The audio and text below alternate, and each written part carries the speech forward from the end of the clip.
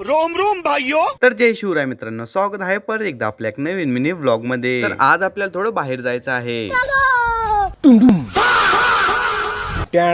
तर आता तुम्ही म्हणसाल की भाई हे टार्झन तुझ्याजवळ कशी काय आली आणि तू कुठे जातोय ना, का जातोय, तर ते सर्व कळेल तुम्हाला पुढे व्लॉग मध्ये. त्यासाठी व्लॉग लास्ट पर्यंत बघा. ये बड़ी अच्छी बात कही आप.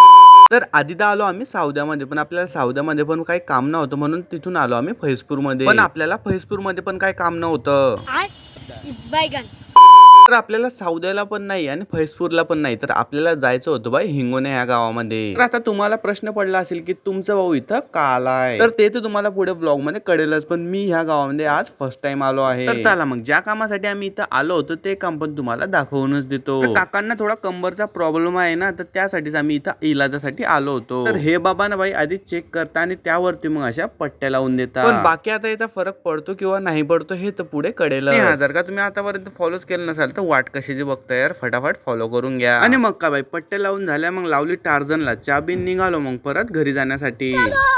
आणि हा यार, आपले 3000 फॉलोअर लवकर कंप्लीट करून द्या, कारण की 3000 फॉलोअर कंप्लीट झाल्यानंतर 3 जणांना मिळणार आहे भाई गिफ्ट.